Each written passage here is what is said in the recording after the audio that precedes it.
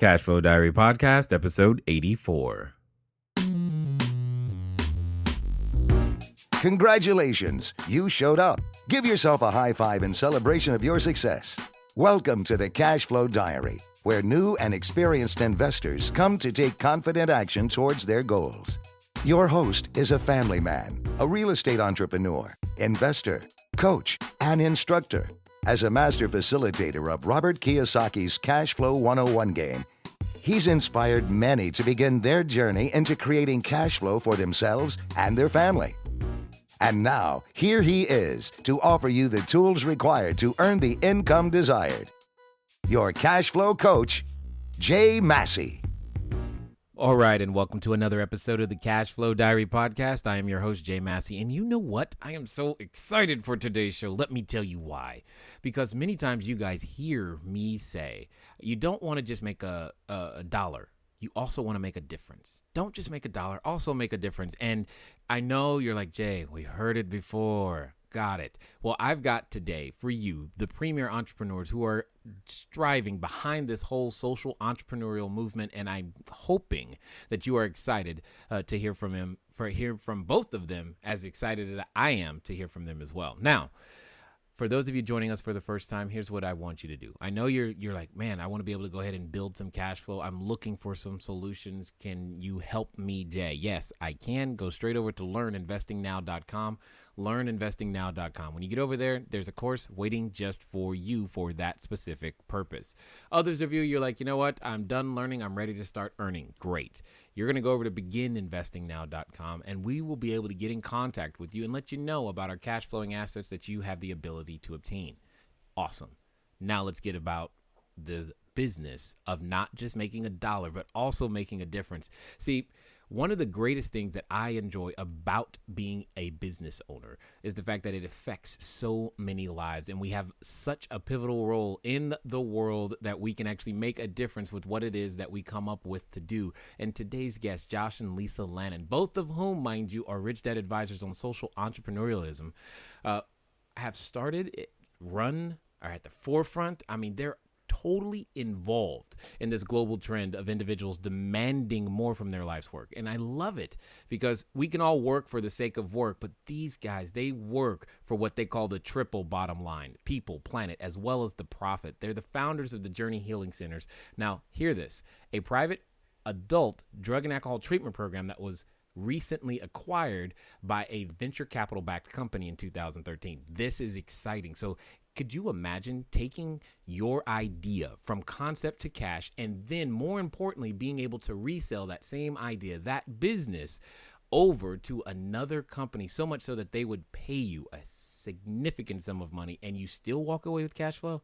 Now you're probably understanding why they are today's guest, and most importantly, what I would call the forefront, the four leaders of the whole movement behind social entrepreneurialism. I want you to welcome Josh and Lisa Lannon. Josh, are you guys there? We are. We are. Thank you, Jay, for having us on. I am so glad that you are here. Thank you for investing your time here with us, and we do hope that the short time that we do have will be able to produce a return. Now, and thank you so much for the introduction. Anytime we get an opportunity to spend time with you, we're learning as well. So we're just honored and really grateful to be part of your program. Thank you. It's been amazing. I think it's been 3 or 4 years now that we've been getting to know each other. And it's just I remember the first time we met, and the audience won't be surprised that it was at a cash flow game. That's right. The first. It's like, go figure. But I just remember how much you guys, were a help already then. You're still a help now, and I was just blown away by the whole idea that there was someone else out there who was thinking, I don't want to just make dollars. I also want to make a difference with my business. And I just appreciate you guys being, who you are. Awesome. Thanks.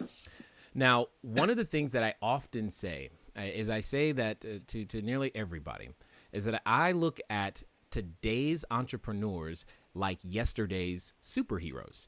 So yesterday's superheroes, you've got, Ghost Rider, you got you could say Adam Ant to a degree, but you also got Superman and Batman and the X-Men, and you got all of these superheroes. But what they all have in common is an origin story. They all started somewhere. Before they were super, they were just people. And what I love to know, and I think what everybody else want to know, is that before you guys were Rich Dad Advisors on social entrepreneurism and before Journey Healing Centers, before all of that, who were Josh and Lisa? Man, what a great question. You definitely would not have had us on the podcast. Okay, got it. So there was a transformation somewhere along the way. I can't wait to find out about what that is. Well, there is. I mean, it's part of growing up, it's part of maturing, but it's also part of the process. Just to learn the entrepreneurial skills, even when we first started, we didn't know anything. So we made tons of mistakes and we just kept learning, kept growing. And that really is the basis of our journey, is just learning from mistakes, growing, changing, and having that social calling, that why, as the foundation to keep us in motion. Yeah, I agree. And yeah, everyone has an origin. Everyone has a story of where they started.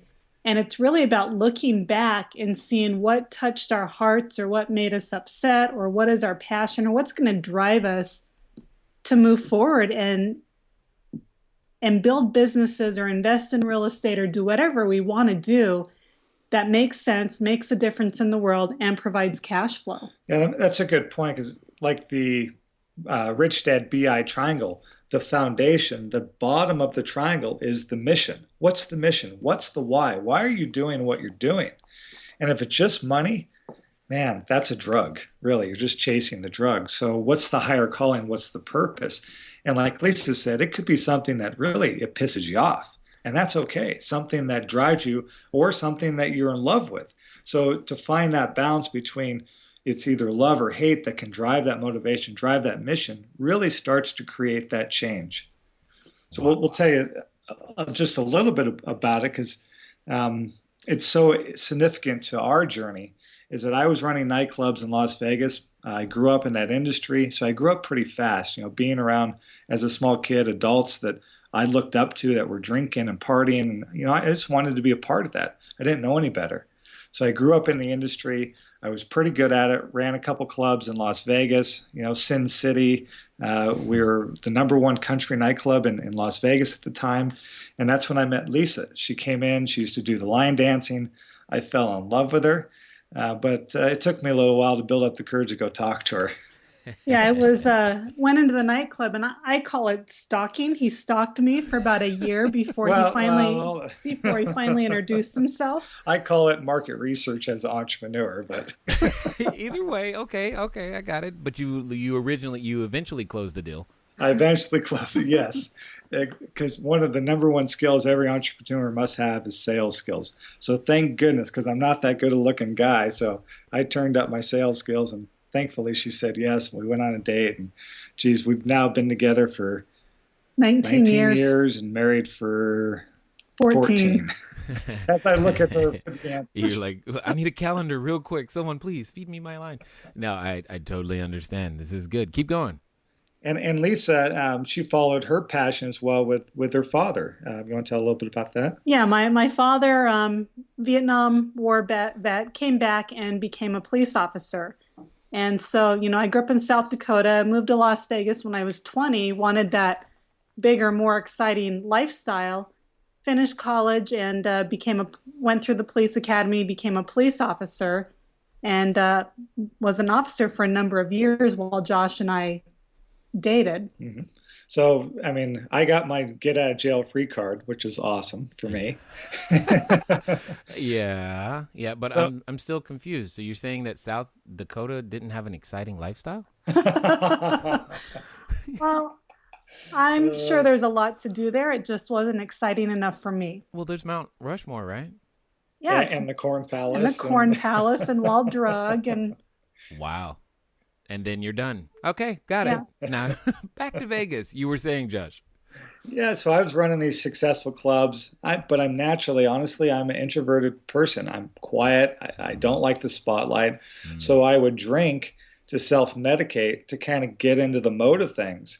The problem was once I closed the club down, I didn't know how to stop. So I'd continue drinking, and that eventually led to a real problem where it was controlling my life.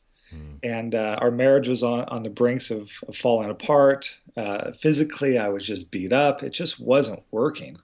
Yeah, I would go to work and I would deal with drug addicts and alcoholics and people that committed crimes all day long. And My then, customers. yeah, Josh's customers. And then I'd go home and deal with his addiction as well. And I never knew how to feel in our relationship. After a while in our marriage, I gave a part of me away. And how I felt was based on if he was sober, if he was drunk, if he was home, if he was not. And it just wasn't healthy. It wasn't a healthy lifestyle for us. So one day I came home and I gave him the ultimatum to either go to rehab or I was going to divorce him. And that was the lifeline I was really looking for, because from the outside world, everything looked fine.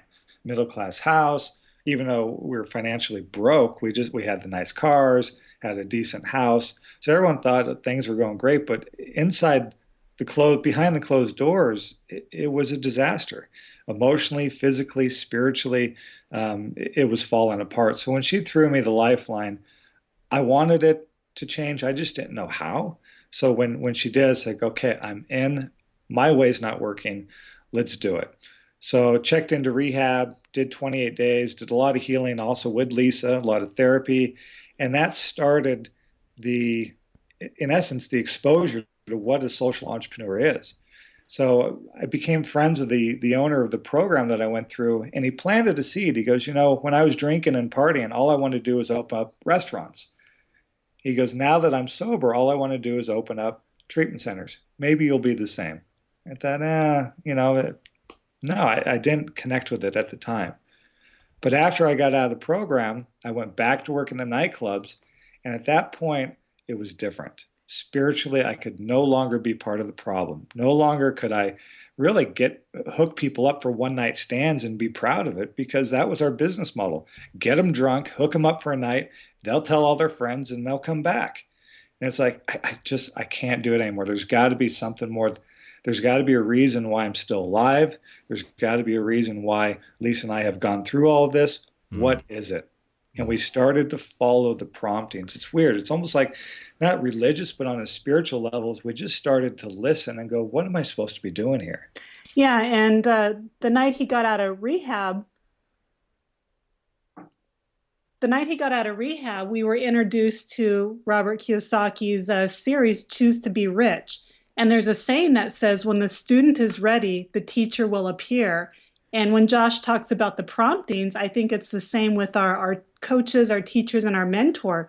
We were ready for something new, even though at that moment, Josh wasn't thinking about rehabs, but a new teacher came into our life, and that opened the door for a whole new world for us. Yeah, the teachings of Kiyosaki started to give us the financial foundation, if you will, to start building our dream. We didn't know it at the time. We just knew that we liked Kiyosaki, we liked what he was talking about. So we started studying more and more and more. And out of forming that BI triangle, then it became clear. It's like, well, hold on a second. We have a past, we have a history of addiction. I think I can do a pretty good job building a center. We know management, we have leadership skills. Why not? So, and the pieces started to come together, knowing nothing about the field, not having any degrees as a counselor, not having any money, just this vision and this mission and this passion. We said, we're going to take it on. And we took the leap of faith. Yeah, and we knew something had to change. We knew he couldn't stay in the nightclub business anymore. And by having that passion, that vision, addiction pissed us off. It did. Yeah. I mean, I was angry for a number of years going through it. And I knew we could make a difference in the world. I knew we could be the change for a number of families and lead them through that transformation as well. And that became our mission, to get the person you love back. Everything was based on that, because Lisa, all she wanted was her husband back. All I wanted was myself back. And when we started to talk to other families that were struggling with addiction, it was like, man, I just want my mom back. I just want my brother back. I want the person I love back. And that really became the foundation. It wasn't money. It was never money. It was, this is our social purpose. Wow.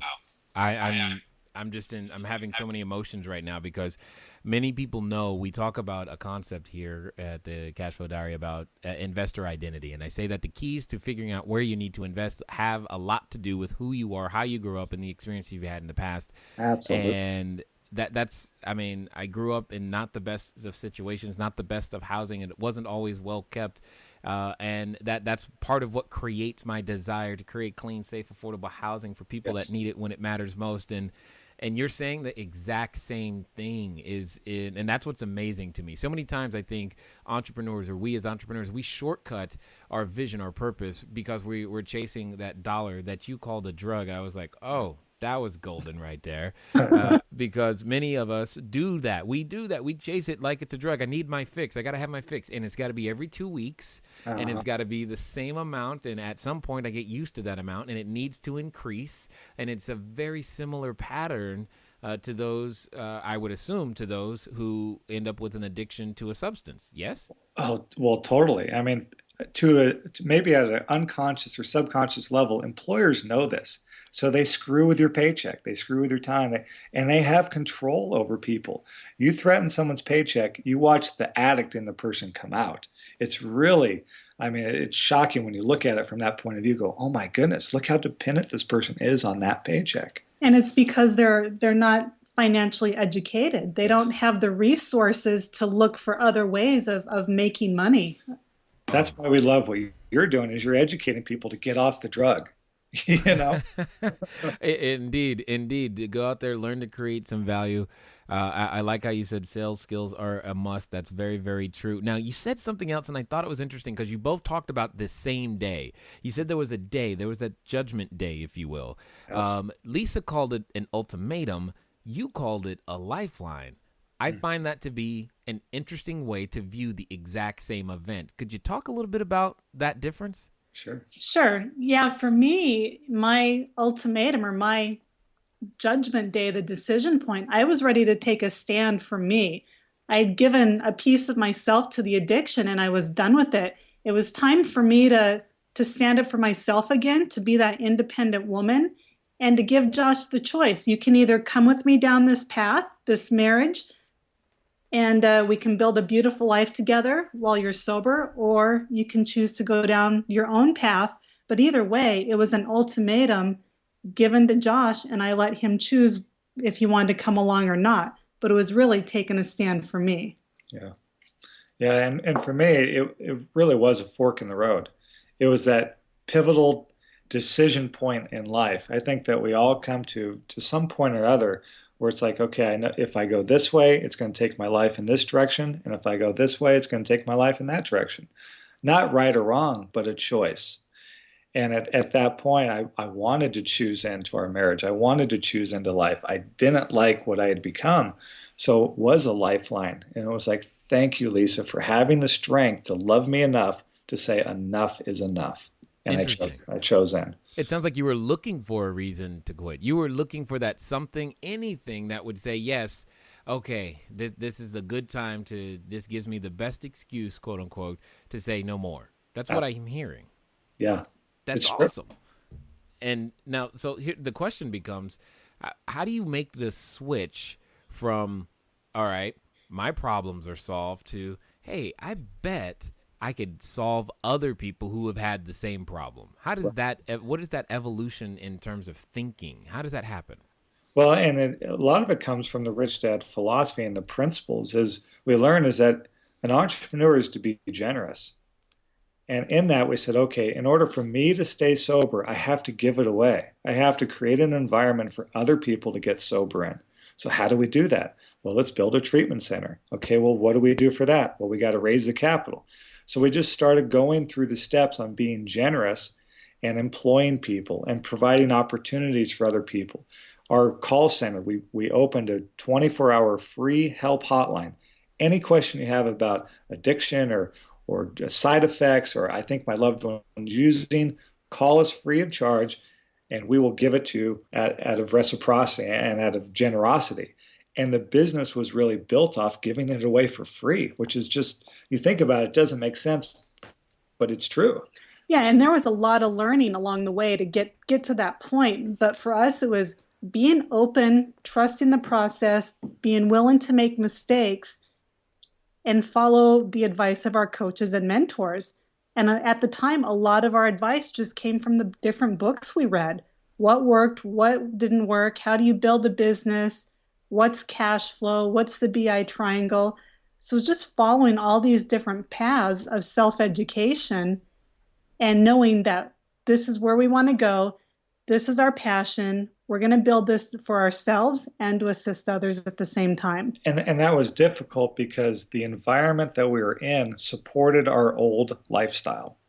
Right. And this is a key point, is that it's difficult to change environments. You want to change your life, you got to change your environment.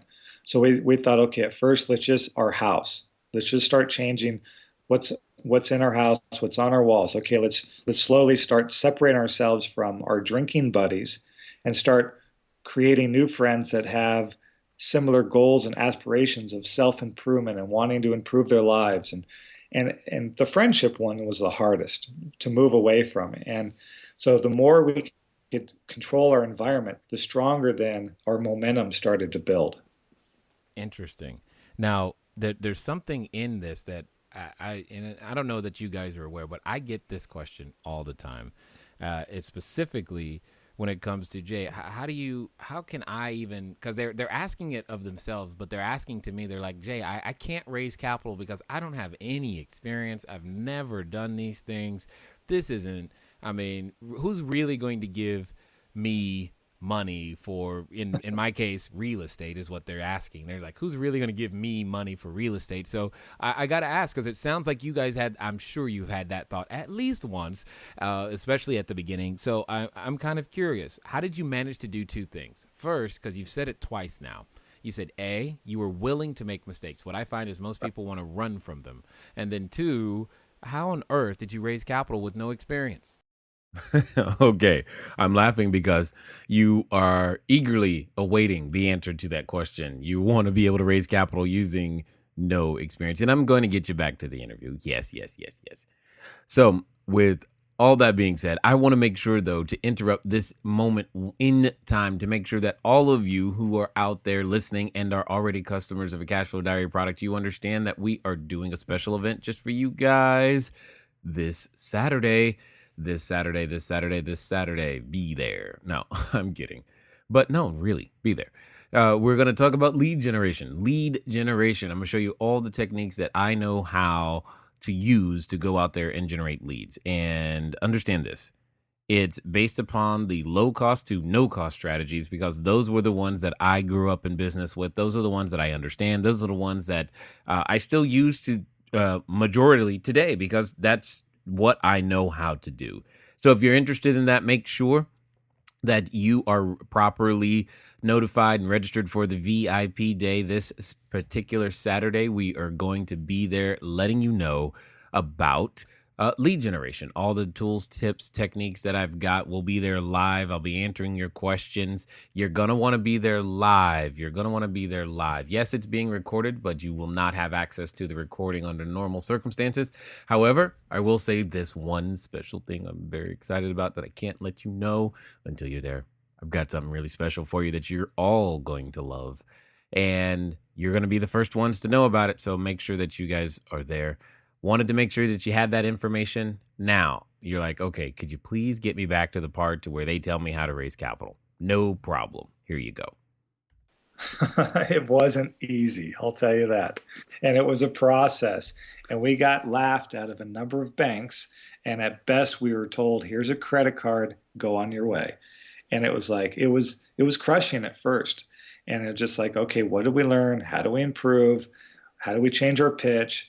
What's in the business plan? And continue to evolve, because really the advice from the traditional financial institutions was, you really should go back to school and get a degree to become a counselor and then come talk to us. And I was like, I don't want to be a counselor. I was a bartender for many years. That kind of qualifies me. Close enough. Yes. But I want to be a business owner. I don't want to be a self-employed person.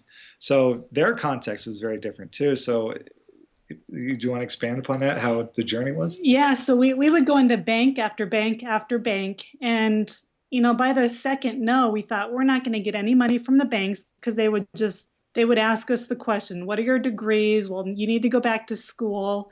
And they said, well, maybe a small business loan. So they'd hand us these large applications.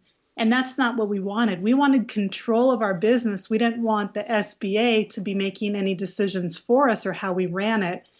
And we got to the point we would just go into the bank for practice while we figured out how can we raise money some other way, because obviously the traditional banking way was not going to work for us. Yeah, so we finally found what we call like a private wealthy, like an angel investor.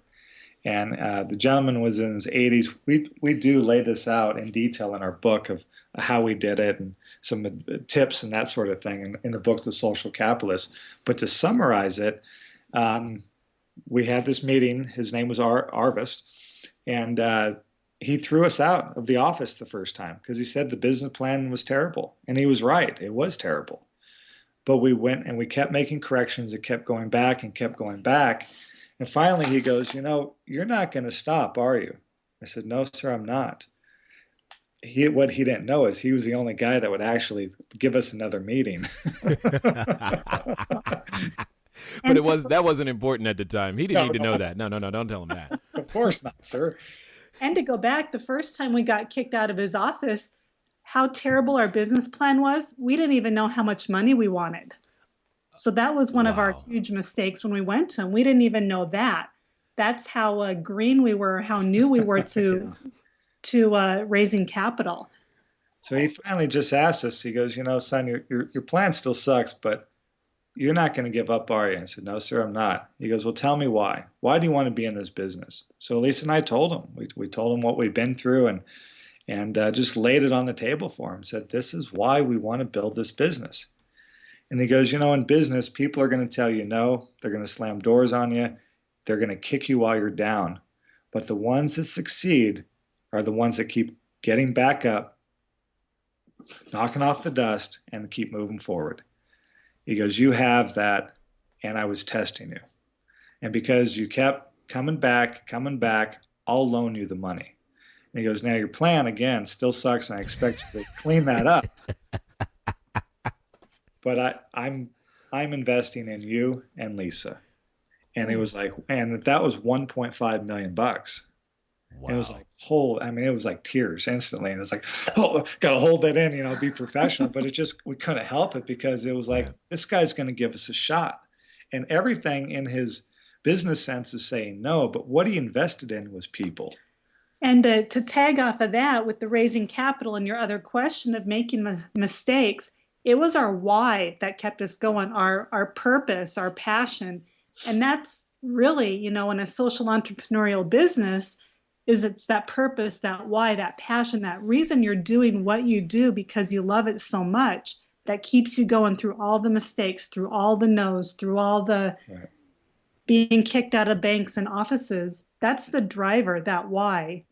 Oh. And I want to say it again because it's an important part of raising capital is deals come and go. Money, we make money, we lose money, but it's people. Ultimately, it's the person's character that people invest in. I want to trust you. I want to know when I call you, you're going to pick up the phone, you're going to give me a straight answer, whether it's right or wrong. And that's, I think, what people are really looking for is to build a team of people that they can trust. And ultimately, so you got to look at your own creditworthiness, your own character, your lifestyle, and your values, and go, man, am I the type of person that I want to be in business with? Wow. I hope everyone is listening. How many times did they say things like FICO score, experience, degrees, even to that matter, sales skills? I mean, right now, all of us have such an advantage. We can at least, worst case scenario, if you just watch Shark Tank every week, you know that you got to know how much money you need, which is great. But it doesn't matter. It doesn't matter. Once you've made the decision, once you have a desire that's big enough, the facts absolutely don't count. And that's what you've just heard. They had a desire that was big enough. It wasn't just about money. It was about so many more things. It was about all those nights when either Lisa was crying or Josh was crying, and they're like, no, there are other families that we can go and help. And that's exactly, I mean, you're probably hearing more excitement in my voice right now than ever, because these guys, I remember when I met you guys, I was just like, wow, they're like me. Yay. Yeah. They care about their customer way more than it is about the income or the money. That's not why they're doing it. Now, don't get me wrong. We love to count the dollars when it's time to do those things. However, that's not the reason that we are out there slaving away, figuring out how to do what it is that we do and provide the services that we provide. And these are the things that I get excited about in so many ways. Now, we got to switch a little bit. Out after the passion, after you get past that, how do you get to the business that some venture capitalist firm actually wants to purchase in some way or shape or form? I mean, you've got to build a team. You've got so much to learn in accounting. You got to refine your product and your service. You got to share with us, what is your magic secret? Well, it's not magic. It's the BI triangle. We've really used that as the foundation and as the building blocks to build our business. So we started with one location, and we branched to 2 locations, and 3 locations. And then we said, okay, for us to truly be moving from a S to a B, because we're still overseeing all of it, let's go into multiple states. And when we expanded in multiple states, it put more pressure on that BI triangle. Is our systems in place? How's our communication, internal and external communications? How is that functioning? And it was test, break, repair, test, repair, test. It was always just an adjustment and correction. So in 11 and a half, almost 12 years, we ended up with 6 locations in multiple states with about 100 staff.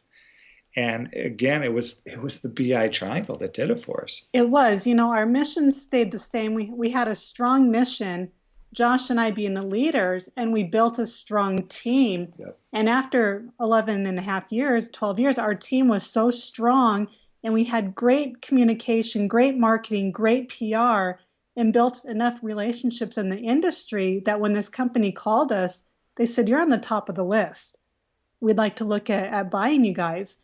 And it was just going back to our formulas and always redefining and always seeing where we can improve and strengthen our systems and strengthen our team that really did it. So, and this was our social calling was the drug and alcohol rehab side of it. Our business is real estate. It's very different context. So Lisa owns the real estate portfolio. I'm the business owner. I own the operations. And she set up a property management company that handled the lease agreements between us. 1, it's for wealth preservation, and 2, asset protection and tax strategies. And there's all the business reasons why we set it up this way. So in the operations, I went from managing 12 to 6 to 3 to finally to 1 where we had a COO that oversaw the company. Now, it took a long time to get there, but through the organizational charts, we just continued to strengthen, do a lot of team buildings, do a lot of team trainings, team events. So our culture was really strong and our structure became strong. So when they called, the venture capital company called and said, "Look, we're very interested in who you guys are and what you do. We want to make you an offer." The reason why they did that is because they knew I could walk away because I wasn't managing the facilities anymore. We had a team in place. So they were really purchasing the team. And I said, "Okay, I'd like to entertain your offer. However, I want you to know that the real estate is leased. It's not for sale." And they go, "That's perfect. We don't want it anyways." I go, "Oh, well, here's our leases. Here's the rent that we pay." And they go, yep, that makes sense.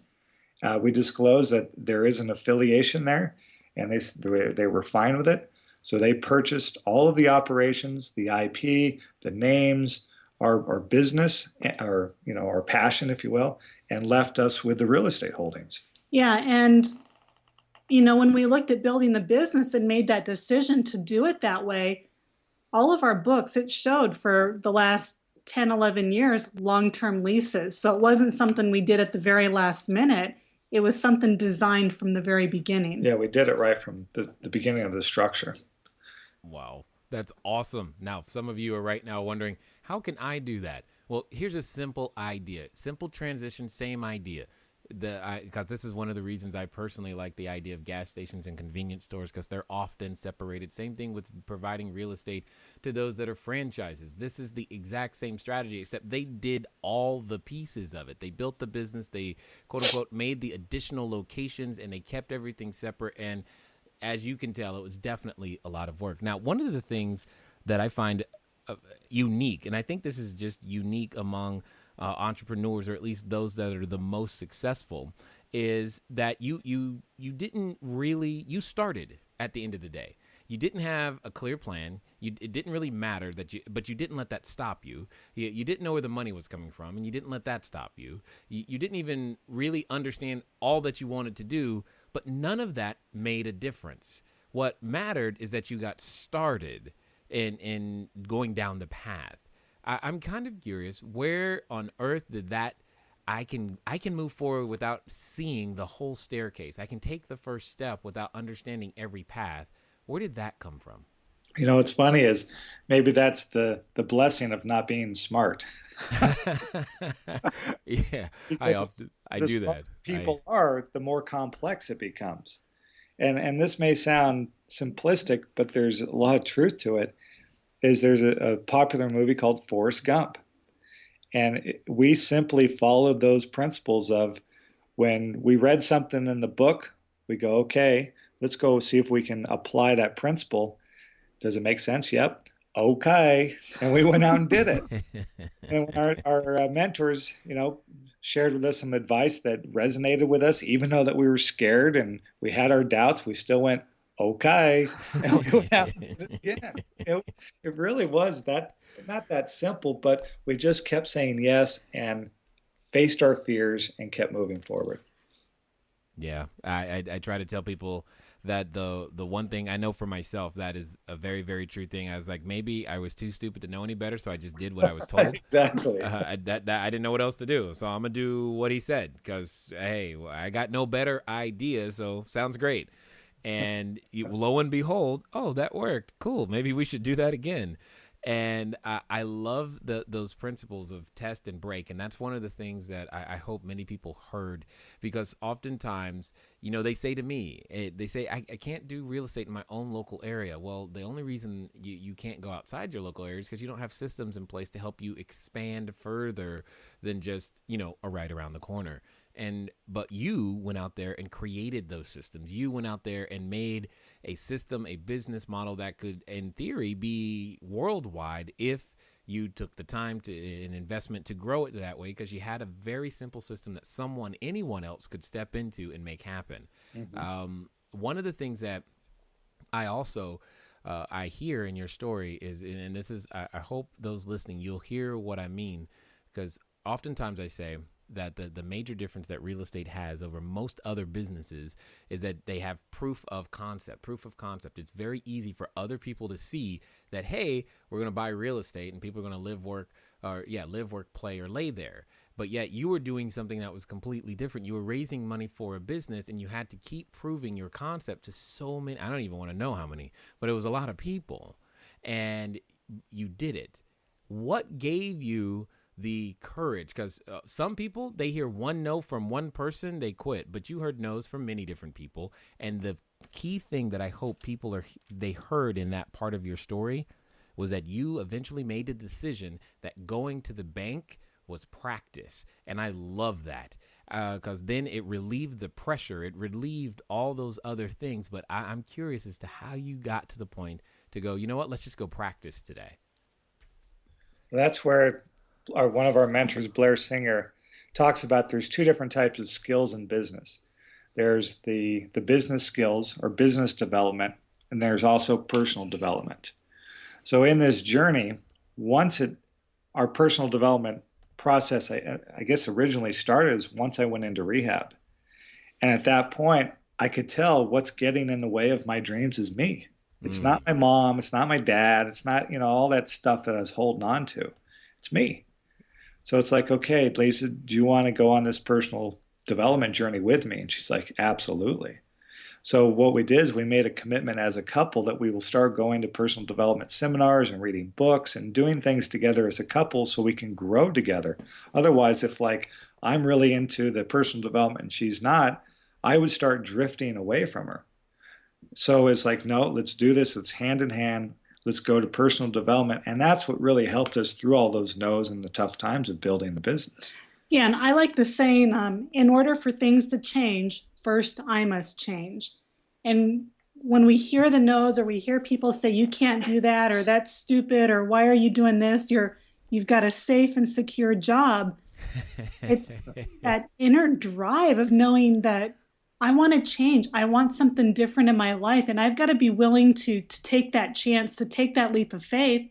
And it does start with personal development because there's been so many times we were told, no, you can't do that or that's stupid, that we should have just went back to work and kept our jobs. But it's that inner drive, that inner willingness to want something different in our lives that kept pushing us through all of the no's. That's a good point because Lisa, especially in the police department, that's security there. I mean, it's safe security. You got a pension coming.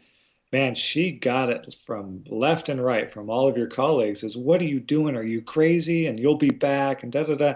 And she had to overcome that from her friends and fellow officers. And it can be difficult. It can, but I didn't tell them until I was ready to leave. Right. I didn't, and sometimes that's a key formula too, is until you made the commitment. Until you've made the commitment and you know it's a go. Yeah. Yeah. That is, it's amazing how sometimes the those that we are surrounded by are while they may be well meaning, they just, maybe in their own fear, or maybe because I haven't figured that one out yet. Because there are times where I think they're just afraid or they're just trying to protect me. I'm not really sure what motivates us to do that for our friends when our friend is the one trying to move forward. Do you guys have any insight? I'm kind of curious what you think. I think you hit it right on the head. A lot of it is that it's their fears, their own stuff, and they don't want you to either go away from them or move away, or they're afraid to take that leap of faith themselves. Yeah, and for me, I mean, I'm always looking, okay, how am I accountable? How am I responsible? Why am I asking this particular person for this particular question if it's out of their context? Like, I mean, I have friends that I love, but say the person's 300 pounds, I'm not going to go to them and say, can you tell me about working out and eating healthy? It just doesn't make sense. So if you go to an employee and say, I want to be an entrepreneur, it's such a different context. You're really kind of setting yourself up. So it's like, be careful who you ask particular questions to. Ask the right person. I agreed.